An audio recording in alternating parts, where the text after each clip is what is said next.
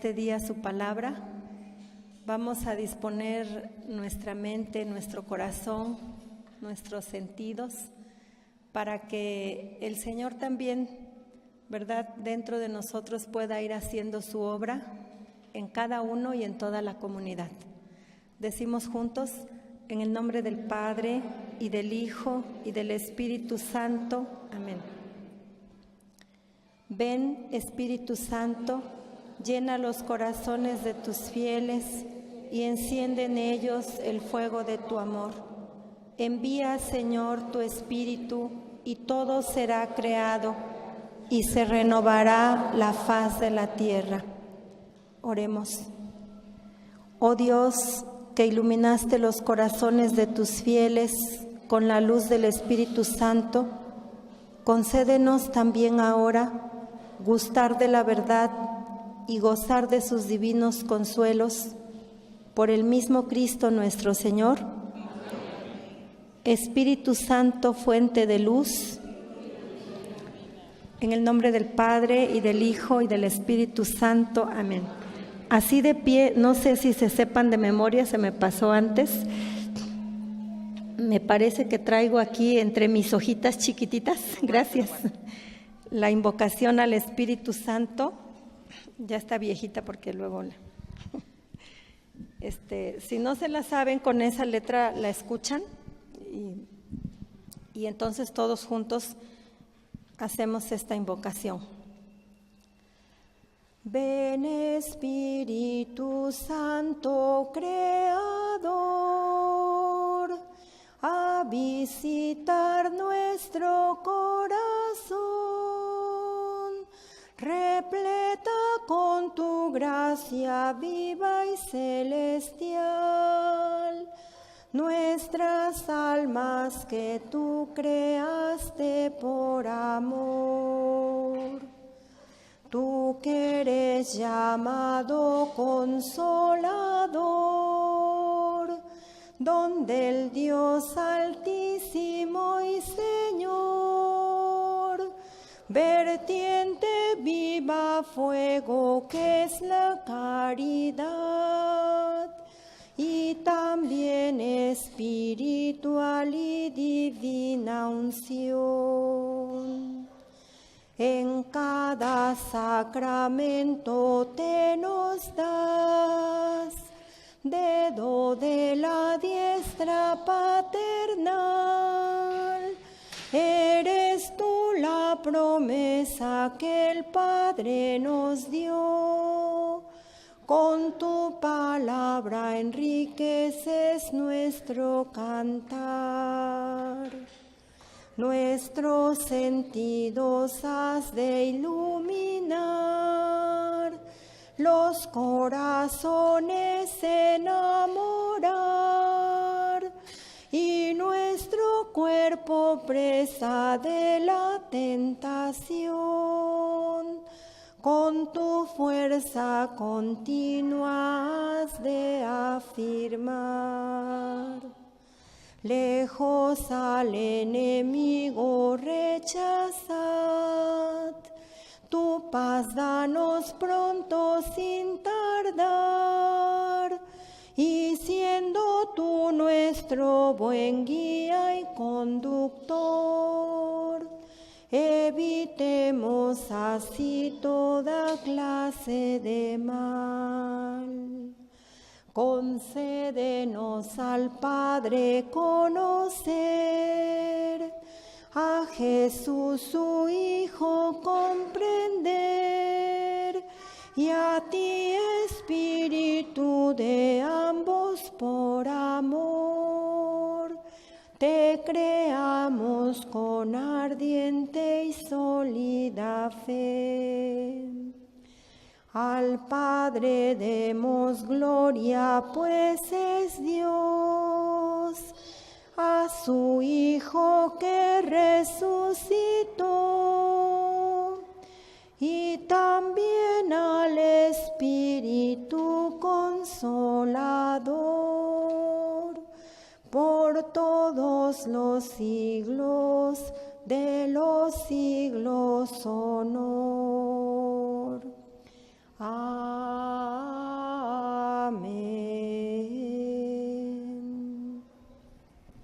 En el nombre del Padre, y del Hijo, y del Espíritu Santo. Ahora sí, pueden sentarse, por favor.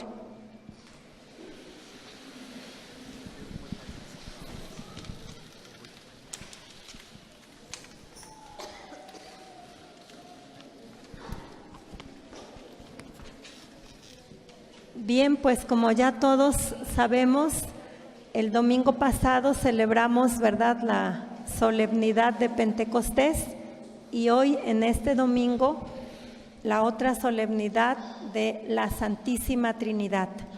Entonces, en este marco litúrgico, podríamos decir así, de estas fiestas, de estas solemnidades de la Iglesia, pues hoy quisiera compartir con ustedes dos temas, ¿verdad? Así de 9:30 me dijeron, y de a las 11:30 el otro. En el primero, meditar un poquito sobre el papel del Espíritu Santo en el misterio de la vida de Jesús, concretamente, ¿verdad?, en el bautismo y en la transfiguración. Para pasar en el segundo tema, ¿verdad?, como consecuencia, primero vamos a ver el modelo, ¿no?, el misterio, lo grande, y digamos como la parte doctrinal, para pasar en el segundo momento a una parte ya como de aplicación práctica a nuestra vida. Es decir, entonces, si el Espíritu Santo juega un papel muy importante en la vida de Jesús, ¿qué papel entonces juega también en nuestra vida personal y comunitaria? El papel del Espíritu Santo en nuestra vida personal, a ejemplo y como seguimiento de Jesús, puesto que somos cristianos, puesto que somos sus discípulos, y entonces de la misma manera estamos invitados por Dios a entrar en ese misterio que Él nos revela, que Él nos da a conocer, y qué mejor, ¿verdad?, en este ambiente, les digo, en el que la Iglesia nos ofrece ya el marco de la celebración misma, porque así como celebramos el domingo pasado junto con la Iglesia Universal este misterio de Pentecostés, igual hoy la Santísima Trinidad. Así que es una buena manera de también nosotros ponernos en oración, en meditación, en escucha de la palabra.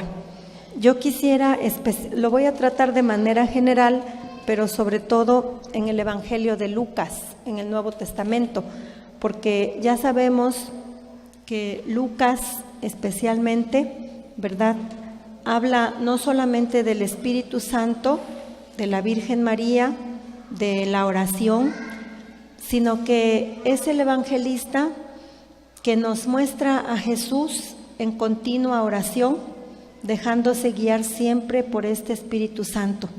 Entonces, así como de manera rápida, una mirada rápida, digamos, y breve, a Lucas en el Evangelio, y luego les digo dos momentos importantes que son el bautismo de Jesús y la transfiguración, para pasar en el segundo tema a nuestro bautismo y la vivencia que de él debemos hacer, y nuestra transfiguración en Cristo, nuestra transformación en Cristo, todo siguiendo el modelo de Jesús. Bien, entonces les digo de manera general en los tres evangelios, más bien en los cuatro, porque ya sabemos que los tres, Mateo, Marcos y Lucas, ¿verdad?, se estudian juntos como evangelios sinópticos, es decir, vistos de una manera conjunta, porque tienen muchas semejanzas, pero también algunas diferencias, pero el Evangelio de Juan aparte, ¿no?, como el teólogo de los evangelios. Y entonces en esta mirada, en esta lectura, los vemos en su conjunto, y ya en el segundo momento más bien nos dedicamos un poquito a Pablo, ¿no?, que es el que hace la interpretación. Bien, entonces Jesús en el Evangelio de Lucas, ya desde el inicio, como lo decimos también en el credo, Jesús es concebido por obra del Espíritu Santo en el seno de la Virgen María, ¿no? Eso también nosotros lo profesamos en nuestra fe. Y nosotros podemos ir leyendo los textos, pero los digo así nada más de manera inmediata, ¿no?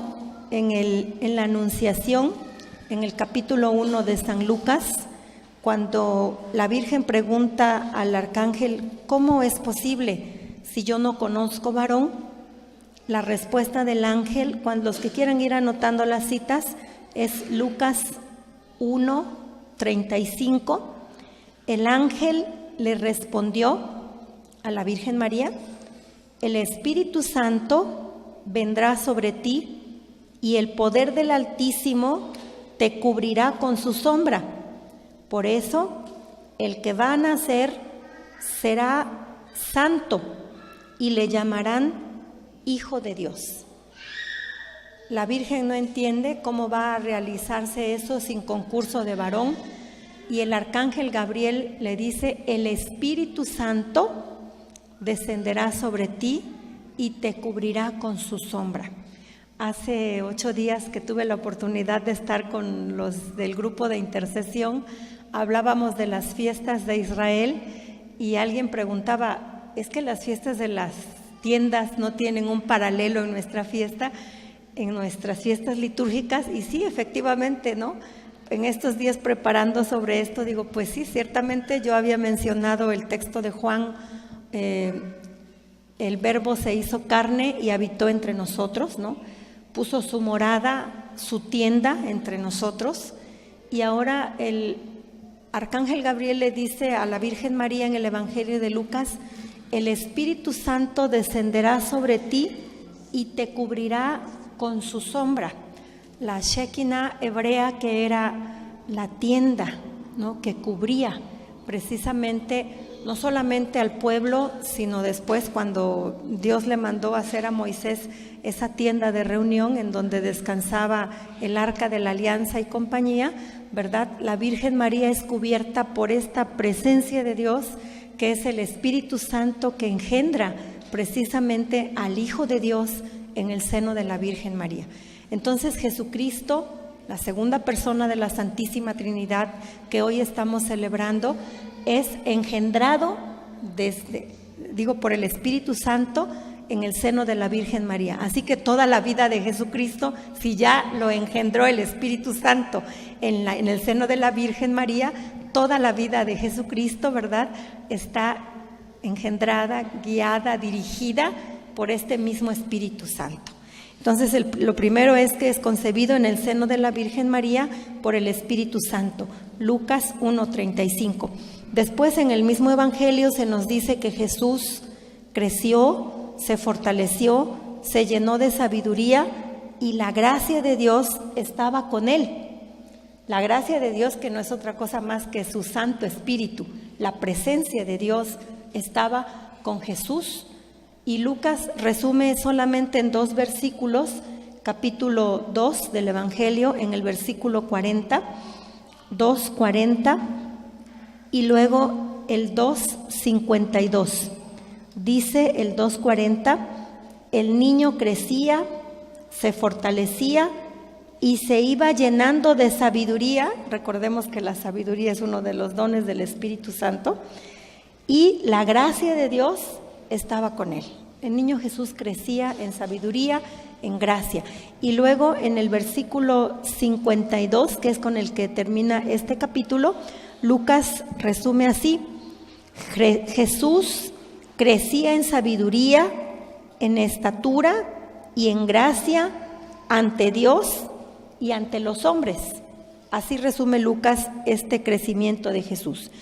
Pero luego pasa inmediatamente al capítulo 3, que es el que sí vamos a leer un poquito con su introducción, por lo menos los primeros 3 versículos, el bautismo de Jesús, y después de los primeros 3 versículos nos pasaremos directamente al bautismo de Jesús, y allí sí ya desarrollamos un poquito más el tema del bautismo de Jesús.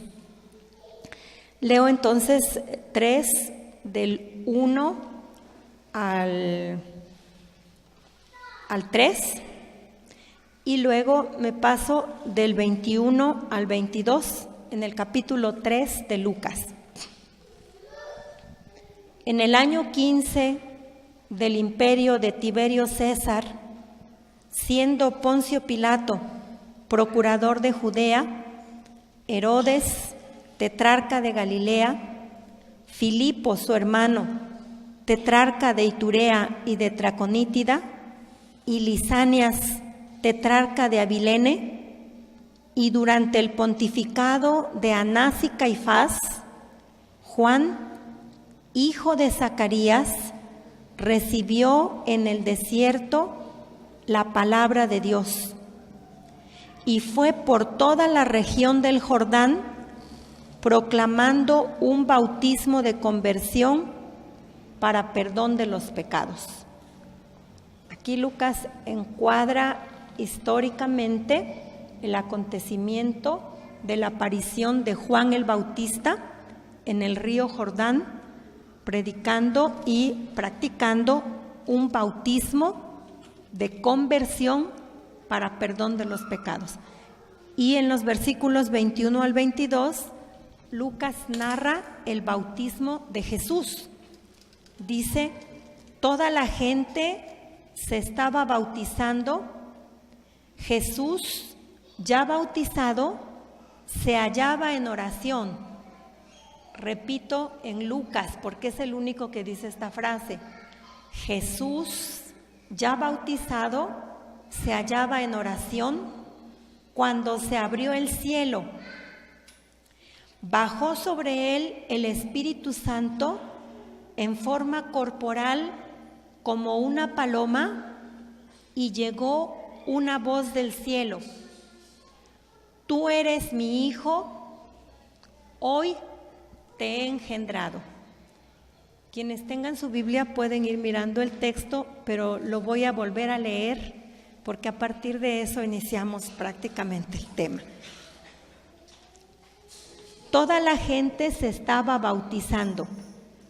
Jesús, ya bautizado, se hallaba en oración cuando se abrió el cielo, bajó sobre él el Espíritu Santo en forma corporal como una paloma, y llegó una voz del cielo. Tú eres mi Hijo, hoy te he engendrado. Entonces ahora nos concretizamos un poquito más el bautismo de Jesús. Lucas, al narrar este bautismo de Jesús, resalta la misión universal de Jesús. Ahora no leemos todo el capítulo 3. En comparación con Mateo, Mateo inicia con la genealogía de Jesús y Mateo dice que Jesús es el hijo de Abraham y el hijo de David. En cambio, Lucas va más allá. Lucas, en su genealogía, que viene inmediatamente después del bautismo, la genealogía de Jesús, dice en el versículo 38, hijo de Enós, hijo de Set, hijo de Adán, hijo de Dios. Mateo había dicho Jesús, hijo de Abraham, hijo de David. Pero Lucas dice Jesús, hijo de Adán, hijo de Dios. O sea, Lucas se remonta hasta Adán y Adán como hijo de Dios. Entonces Lucas quiere resaltar la misión universal de Jesús. Jesús en Lucas es el hijo de Adán, es el hijo del hombre. Y por su ser hombre, todos nosotros le pertenecemos, porque ya recordamos que Adán, la palabra Adán, el nombre Adán, viene de Adamá, en hebreo, que significa suelo, polvo, tierra. Adán es el hombre que viene de la tierra. Entonces Jesús es hijo de Adán, es hijo del hombre, y por su ser hombre nosotros todos le pertenecemos y él a nosotros. Y ese era el título preferido de Jesús según los sinópticos. Asimismo, él se llamó en su vida, ¿no?, el Hijo del Hombre. Es un título del profeta Daniel, pero él se lo aplicó a sí mismo, Jesús. Entonces, por su ser hombre, todos le pertenecemos y él a nosotros. En él, la humanidad tiene un nuevo inicio y llega también a su cumplimiento. O sea, toda la humanidad, lo acepte o no, el simple hecho de ser humanos, le pertenecemos a Cristo y Cristo nos pertenece a nosotros, porque en Él se da un nuevo inicio de vida y en Él llega a su cumplimiento, a su plenitud, la vida de cualquier hombre, de cualquier ser humano. Entonces la aparición pública de Jesús, que es lo que relata aquí Lucas, porque inmediatamente después del bautismo, en el versículo 23 dice: tenía Jesús al comenzar unos 30 años. O sea, Lucas narra el bautismo e inmediatamente empieza su vida pública. Jesús inició su vida pública, su ministerio, más o menos a los 30 años.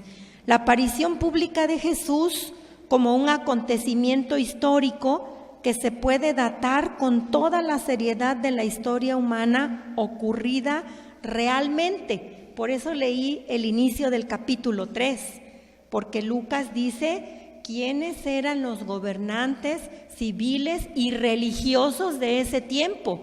No está contando un mito, una fábula, una historieta. Está contando una historia real y verdadera que se encuadra en el tiempo históricamente perfecto. Lucas no teme citar tanto el gobierno civil de ese tiempo como el gobierno religioso, porque dice, siendo sumos sacerdotes Anás y Caifás. Y recordemos que ya en su pasión Jesús, recordemos que ahora qué bueno que estamos en este tiempo privilegiado, que hemos pasado ya la Cuaresma, la Pascua, ahora estamos como recapitulando todo eso. Jesús entonces en Lucas entra a la historia bien encuadrada, ¿no? Y esta se puede datar pues con toda la seriedad de la historia humana ocurrida realmente. O sea, el bautismo de Jesús fue un acontecimiento real, no es un mito, no es una historia que se inventaron los apóstoles, es algo real, algo histórico. Juan bautizaba con agua, eso nos lo dice, ¿no? En el Jordán, Juan bautizaba con agua, pero el más grande, con mayúscula, acuérdense que Juan en los sinópticos dice, detrás de mí viene uno que es más grande que yo y al cual no merezco ni siquiera inclinarme para desatarle la correa de sus sandalias. Ese los va a bautizar con Espíritu Santo y con fuego. Entonces, Juan bautiza con agua, pero el más grande, aquel que bautizará con el Espíritu Santo y con el fuego, está ya al llegar. Y dice, Lucas ya no nos dice todo lo que Marcos y Mateo, simplemente Lucas dice, toda la gente se estaba bautizando. Y inmediatamente Jesús ya bautizado. Entonces, este bautismo de Juan, nosotros ya lo sabemos, ¿no? Era un bautismo de inmersión, ahí en las aguas del río Jordán, se sumergían, confesaban sus pecados, ¿no? Y por eso era un bautismo para perdón de los pecados. Pero nosotros podemos preguntar, como se preguntaban los primeros cristianos, ¿no? Y yo se los pregunto a ustedes, ¿Jesús habría necesitado de este bautismo? No, los que se bautizaban eran los pecadores y confesaban ciertamente públicamente sus pecados y Juan los bautizaba, ¿no? Y con eso empezaban una nueva vida, por eso era un bautismo de conversión, de cambio, para perdón de los pecados, para iniciar una nueva vida. Pero Jesús no necesitaba iniciar una nueva vida, un cambio, no necesitaba dejar el pecado para empezar una vida sin el pecado. Jesús fue concebido en el seno de la Virgen Madre por obra del Espíritu Santo y como dice la carta a los Hebreos, no hubo pecado en él. Entonces, ¿por qué Jesús recibe este bautismo? Nosotros podemos preguntarnos si Jesús necesitaba este bautismo y ciertamente podemos responder inmediatamente, no lo necesitaba. Jesús, y ahora me paso a Mateo, por eso dije lo vamos a ver así como en sentido general, porque en Mateo se da esta discusión, ¿no?, entre Jesús y Juan el Bautista, porque Jesús llega entre la gente a ser bautizado por Juan y Juan le dice: soy yo el que necesita ser bautizado por ti y tú vienes a que yo te bautice. Juan no quiere bautizar a Jesús y Jesús le dice: deja ahora. Por otra parte, es la primera palabra que Jesús pronuncia en el Evangelio de Mateo. La primera vez que Jesús habla en el Evangelio de Mateo es para responderle a Juan: deja ahora, pues conviene que así cumplamos toda justicia. En el Evangelio de Mateo, Jesús es aquel que viene a cumplir toda justicia. Ya en el Sermón de la Montaña, Jesús dice: yo les aseguro a sus discípulos que si vuestra justicia no es mayor que la de los escribas y fariseos, ciertamente no entrarán en el reino de los cielos. ¿Y qué significaba para los judíos cumplir toda justicia? Cumplir los mandamientos de la ley, cumplir la Torá. Jesús entonces en el Evangelio de Mateo dice: deja ahora, conviene que así cumplamos toda justicia.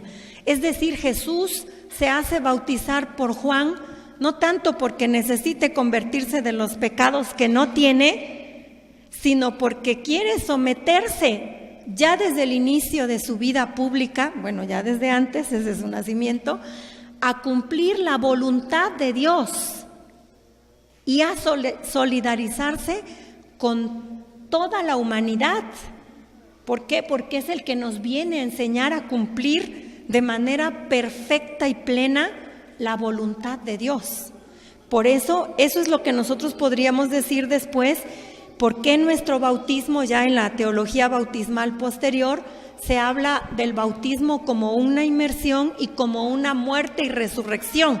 Porque en el Evangelio, ya desde el bautismo, Jesús se somete a cumplir la voluntad del Padre Dios, del que Él viene a ser el primer testigo. Y entonces, por eso este bautismo, ¿verdad?, es para reiniciar la vida desde el principio y de un modo nuevo, como un renacer para nosotros en la teología bautismal, pero Jesús no necesitaba este bautismo. El bautismo de Juan requería un reconocimiento de la culpa y una petición de perdón para poder empezar de nuevo. Este sí, por parte de Jesús, a la plena voluntad de Dios, encierra también en un mundo marcado por el pecado una expresión de solidaridad con los hombres. Es el mayor regalo que Jesús nos puede hacer como verdadero hermano. Él fue concebido sin pecado, pero se somete junto con nosotros ya desde el inicio a este acto de cumplimiento de la voluntad perfecta del Padre.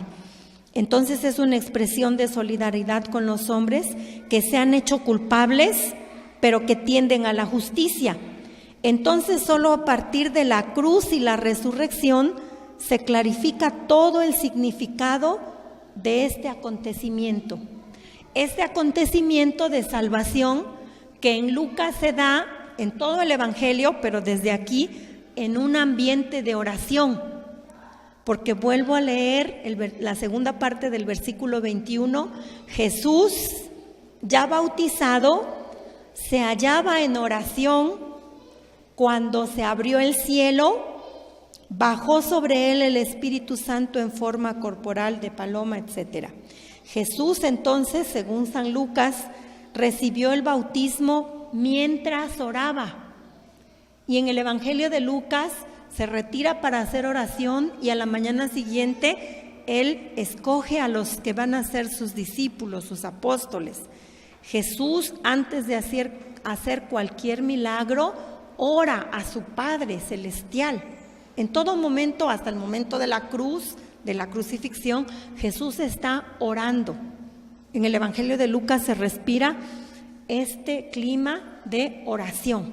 Entonces Jesús recibió el bautismo mientras oraba y solo a partir de aquí se puede entender también el bautismo cristiano.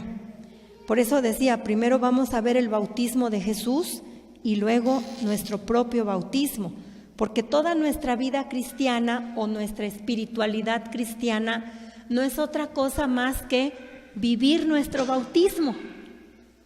Ese es el desarrollo de nuestra vida cristiana, de nuestra vida espiritual, vivir en plenitud el bautismo que hemos recibido, porque igual que Jesús, ya hemos recibido el Espíritu Santo el día de nuestro bautismo y en su plenitud el día de nuestra confirmación.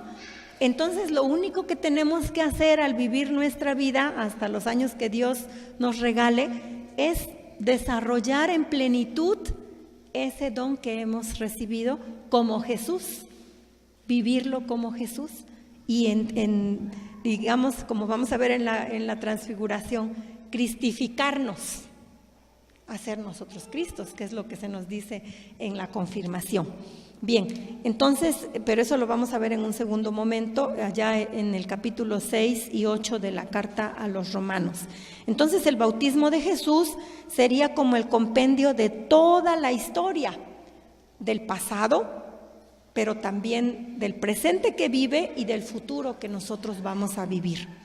El sacramento, entonces, el bautismo, aparece así como una participación en la lucha transformadora del mundo emprendida por Jesús en el cambio de vida que se ha producido en su descenso y ascenso. Vuelvo a leer y a reflexionar esto. El sacramento, para nosotros el bautismo, aparece así como una participación en la lucha transformadora del mundo. Esa es nuestra vida. Por nuestro bautismo hemos entrado a participar junto con Jesús en esta lucha por transformar el mundo, pero que Jesús ha emprendido con este cambio de vida que se ha producido en ese descenso de Jesús a las aguas del Jordán, pero también en ese descenso de Jesús a la región de los muertos, en su muerte, a los infiernos, como dice la otra versión del credo, descendió a los infiernos, y también en su ascensión, porque nosotros también hemos sido bautizados, hemos sido regenerados para vivir una vida nueva. Por eso el domingo de Pascua, en la carta a los Colosenses, Pablo nos decía: si hemos renacido con Cristo, si hemos resucitado con Él, busquemos las cosas de arriba, donde Cristo está sentado a la derecha del Padre. No busquemos ya las cosas de la tierra. Entonces, este camino que ha hecho Jesús es el mismo camino que nosotros estamos invitados a recorrer. Por eso Él se ha solidarizado con nosotros, para decirnos que como hombres, con la ayuda y la gracia y la asistencia del Espíritu Santo, también nosotros podemos emprender y realizar este camino. Bien, pero no solamente eso, porque van a decir, bueno, desde el bautismo, es que los evangelistas así nos lo presentan. Ya desde el bautismo están, ¿verdad?, los temas de la muerte y la resurrección de Jesús. Perdón, no pregunté, ¿es de 9:30 a 10:30 o de 9:30 a 11? Bueno, no, sí, para que yo me mida. Bien, entonces, ya desde el bautismo en los sinópticos está el tema de la muerte y resurrección de Jesús, pero sobre todo, y por eso ahora paso un poquito a Juan, la teología de Juan, en el capítulo 1 también de Juan, porque Juan no nos narra expresamente el bautismo de Jesús, digo expresamente, hace alusión a él, pero ya en el 1:29 de Juan, dice el evangelista: al día siguiente, al ver a Jesús venir hacia él, dijo: he ahí el Cordero de Dios que quita el pecado del mundo. Juan dice: este es el Cordero de Dios que quita el pecado del mundo. Ya desde el primer capítulo, Juan señala a Jesús como el Cordero de Dios que quita el pecado del mundo. Claro, los textos del Nuevo Testamento hacen alusión, por supuesto, al cuarto cántico del siervo de Isaías, en el capítulo 53, ¿no? Este es mi siervo, que lo escuchamos el Viernes Santo, bueno, el Domingo de Ramos, luego el Viernes Santo, ¿no? Que era conducido como un cordero que ante el esquilador no abre la boca, que se deja llevar, ¿no? Que simplemente se somete, que no se defiende. Este cordero, en la teología de Juan, después lo vamos a ver también en el Apocalipsis, ¿no? En todo el Antiguo Testamento, recordemos, no puedo ahorita hacer todo, pero así como a pinceladas, recordemos que ya en el Éxodo, ¿no? La sangre del cordero, que cada familia estaba invitada a sacrificar, esa sangre que untaron en las puertas, ¿no? De sus casas, y esa sangre que el sacerdote rociaba en el Santo de los Santos una vez al año, era la sangre que borraba los pecados, ¿no? del pueblo. Y esa imposición sobre el macho cabrío que mandaban allá al desierto y que se llevaba todos los pecados, simbólicamente hablando. Pero en Jesús eso es una realidad. Él, como el verdadero y único y máximo Cordero de Dios, carga sobre sí los pecados en la cruz y los crucifica y borra nuestros pecados y nos lava y nos salva, etcétera. Entonces, digamos, en la teología del bautismo, por eso les decía, está presente ya la muerte y la resurrección de Jesús, porque como verdadero Cordero, Él quita el pecado del mundo. Les decía yo en el principio del Evangelio, pero también al final, en el capítulo 19, versículo 36 del Evangelio de Juan, 19:36, el mismo Juan dice: y todo esto sucedió para que se cumplieran las Escrituras. No se le quebrará hueso alguno, cita del Éxodo, o sea, al cordero ese que tenían que ofrecer. Y también otra escritura dice: mirarán al que traspasaron.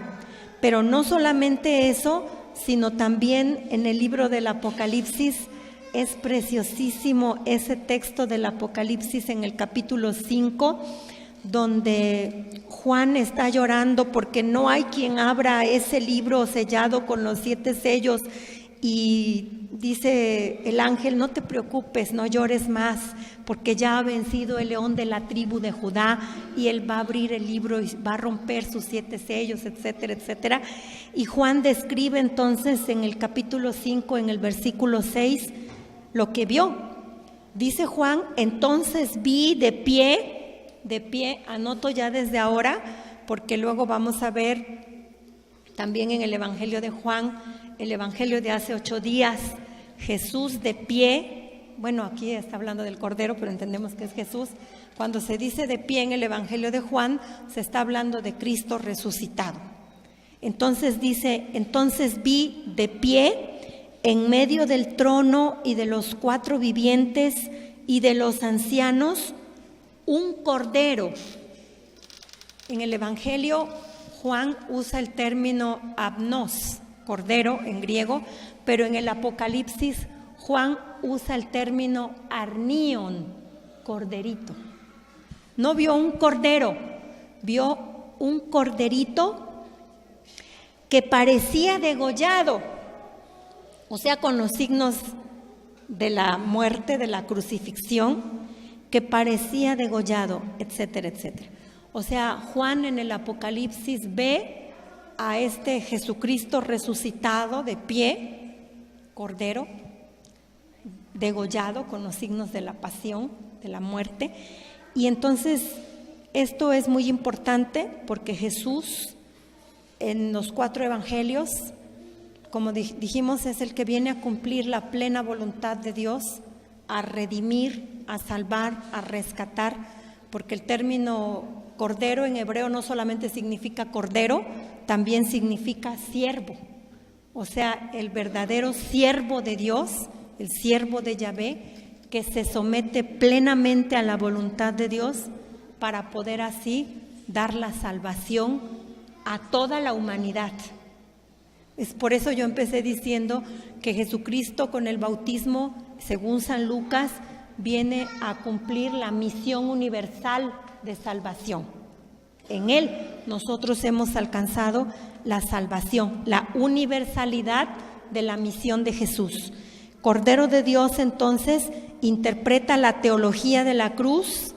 Otra vez retomo, porque a veces no crean que ya se me olvidó, o sea, voy siguiendo el hilo, pero es un poco difícil a veces seguir de los sinópticos a Juan, al Apocalipsis, y ahora retomar las dos cosas. Cordero de Dios, entonces, interpreta la teología de la cruz que hay en el bautismo de Jesús. Fíjense bien, la figura y la teología del Cordero de Dios interpreta la teología de la cruz que hay en el bautismo de Jesús, de su descenso a las profundidades de la muerte. Pero en Marcos dice, al salir de las aguas, el cielo se rasgó. Recordemos que los evangelistas anotan, sobre todo Mateo, que cuando en el momento que Jesús muere en la cruz, el velo del templo se rasgó, se rompió en dos. Exactamente, dicen los escrituristas, no sabemos cuál cortina del templo, porque había una cortina que dividía el santo, o sea, el lugar sagrado, del santo de los santos.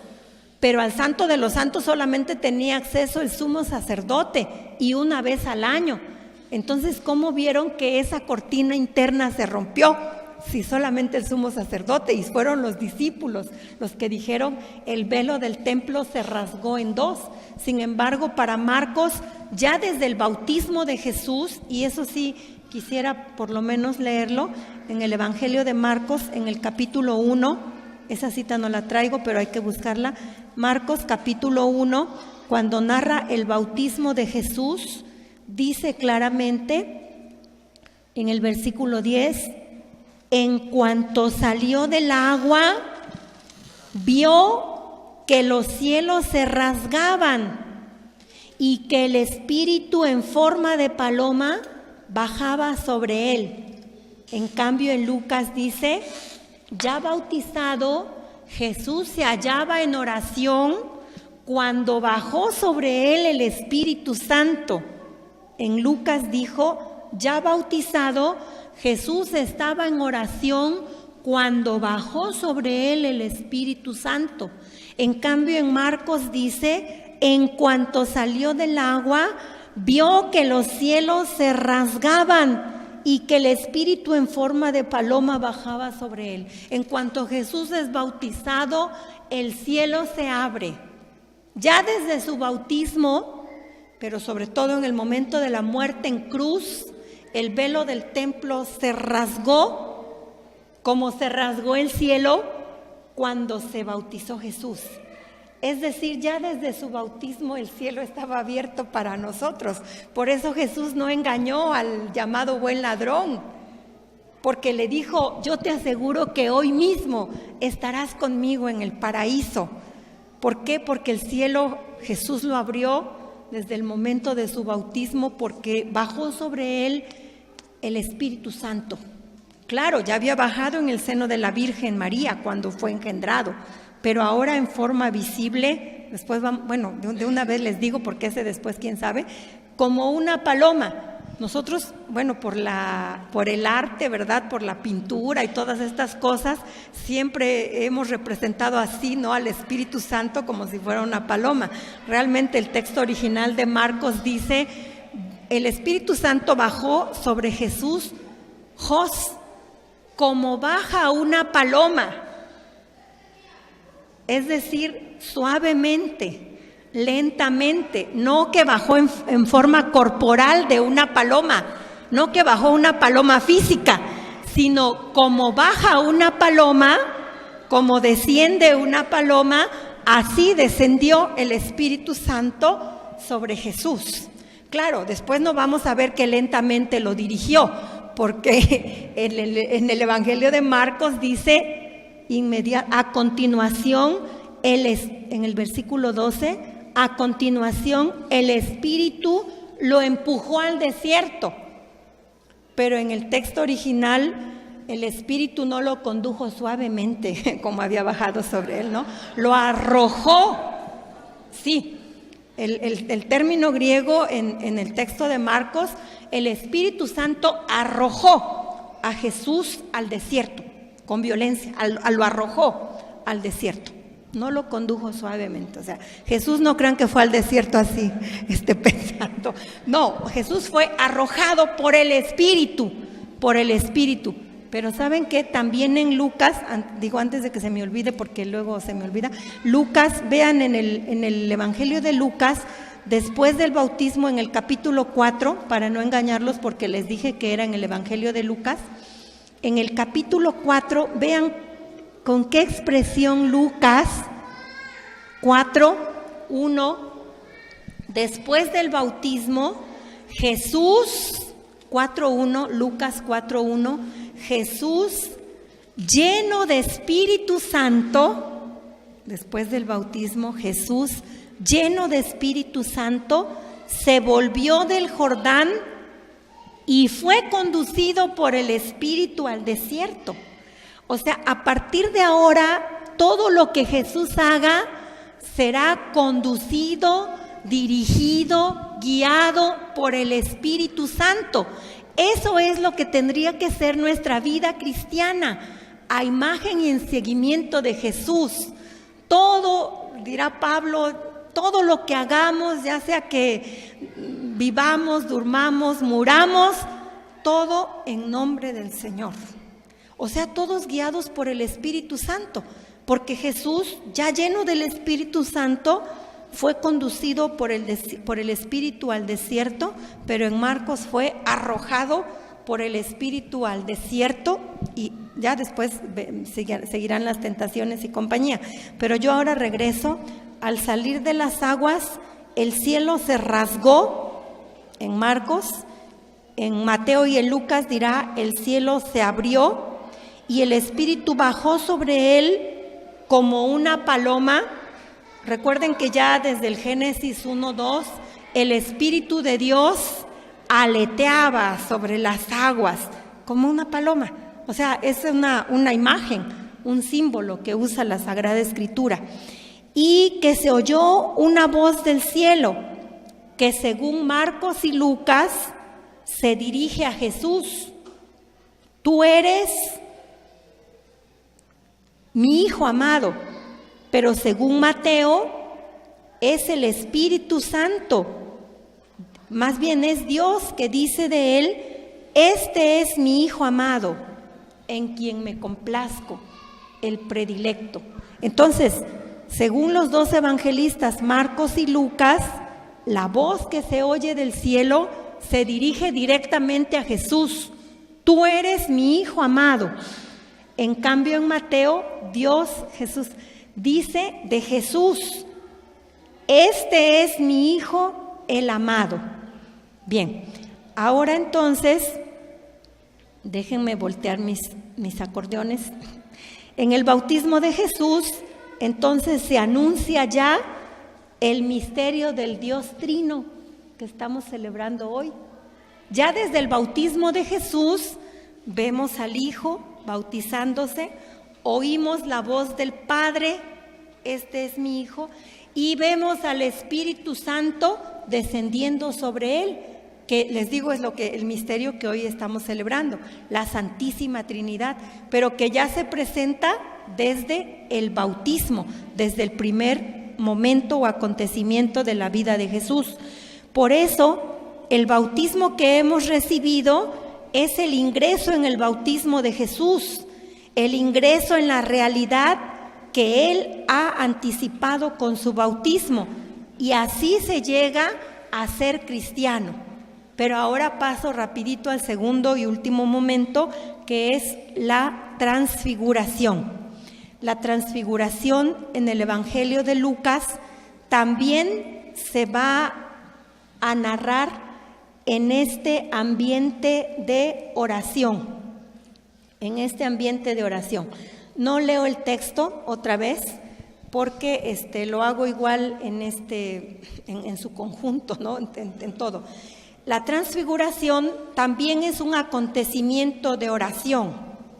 Los evangelistas dicen que las vestiduras de Jesús se volvieron blancas, radiantes, resplandecientes. No hayan cómo describirlas, ¿no?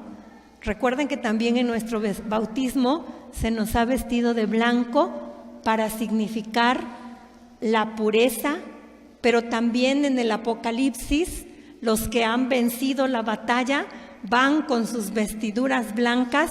¿Por qué? Porque han lavado sus vestiduras en la sangre del Cordero. Y otra vez volvemos a lo mismo. ¿Por qué por qué están vestidos de blanco y llevan sus palmas en las manos? Porque han pasado ya por la gran tribulación y han salido victoriosos, han vivido su vida cristiana según el Espíritu, y entonces han lavado sus vestidos en la sangre del Cordero, se han purificado. Entonces, estas vestiduras que han sido lavadas en la sangre del Cordero significa precisamente para nosotros que a través del bautismo se unieron estos que ya están en el Apocalipsis a la pasión de Jesús, y su pasión es la purificación que nos devuelve la vestidura original que nosotros habíamos perdido por el pecado. Recuerden la alusión que se hace en la parábola del hijo pródigo, ¿no? Traigan un vestido nuevo y pónganselo. Ese es nuestro bautismo, un revestirnos de Cristo, un revestirnos nuevamente de Cristo. Entonces, a través del bautismo nos revestimos de luz con Jesús, como en la transfiguración, y nos convertimos nosotros mismos en luz. Otra vez en la transfiguración aparece la nube como aquella que cubrió a los israelitas en el Antiguo Testamento en su peregrinar por el desierto, como aquella sombra del Altísimo que cubrió el seno de la Santísima Virgen María, como aquella voz que vino del cielo en el bautismo, como aquella nube que ahora se presenta en la transfiguración y de la cual se vuelve a escuchar la voz del Padre, ¿no? Y las tiendas, que por ahí a los que preguntaban si había una fiesta correspondiente, precisamente la fiesta de la transfiguración. El Evangelio de la Transfiguración lo vimos en el segundo domingo de Cuaresma y luego lo celebramos el 6 de agosto. Pero en el ambiente judío se celebró en la fiesta de las tiendas. Eso nos faltó decir. Entonces aparecen también las tiendas porque Pedro dice, ¡qué bien estamos aquí! Hagamos 3 chozas. Una para ti, otra para Moisés y otra para Elías. Es este ambiente de la fiesta de las tiendas. Pero luego también aparece la voz del Padre en la transfiguración. Este es mi Hijo amado, en quien tengo mis complacencias. Pero aparece otra palabrita de más, un imperativo. Escúchenlo. Y otra vez regresamos a lo mismo. ¿Cómo empieza el Shema? ¿Cómo empieza el precepto de Israel? Escucha, Israel. ¿Qué cosa es lo que tienen que escuchar los israelitas? La Torá, la palabra de Dios.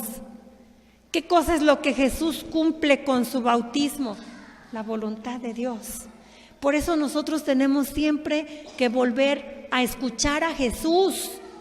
¿Para qué? Para que escuchándolo podamos vivir como Él según su espíritu. Por eso en la segunda parte vamos a empezar con Pablo a partir del espíritu de Cristo. No sé cómo siga su horario porque de aquí a las 11:30 hay un tiempo de ¿qué? Una dinámica y un descanso. No, porque yo me quiero alargar en la otra parte porque ahí sí no me van a callar. Ahí sí, yo me quiero alargar en la otra. Ahí, esta es la versión corta. En la otra sí no me van a callar. Ay, sí, no es cierto. No, es que no me puedo callar en la otra. prefiero respetarle su tiempo ahora para que tengan un momentito para repensar estas cosas y así después en la otra, en la aplicación, que es lo que nos surge, porque está muy bonito contemplar en Jesús, pero pues Él ya cumplió y sigue cumpliendo. Aquí lo bueno somos nosotros, aquí y ahora, ¿no? ¿Cómo le vamos a seguir? Porque sí, pues es muy bonito contemplar a Cristo, pero dichoso Él, pero también nosotros somos hijos en el Hijo, ¿no?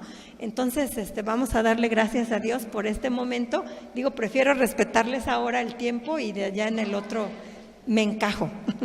Bien, entonces vamos a darle gracias a Dios. Pónganse de pie.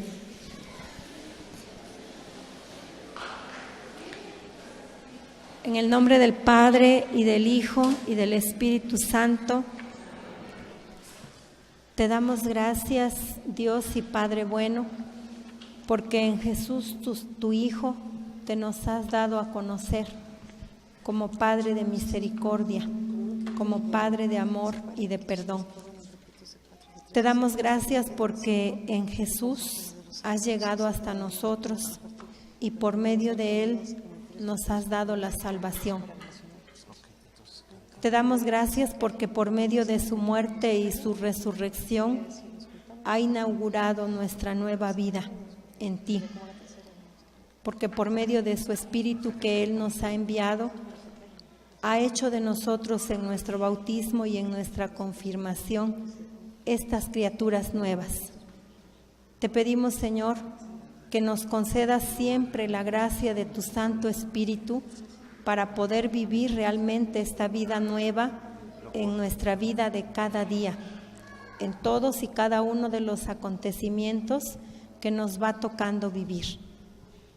Gloria al Padre y al Hijo y al Espíritu Santo, como era en el principio, ahora y siempre, por los siglos de los siglos. Amén. Bien, gracias. Entonces así para que en la segunda me toleren.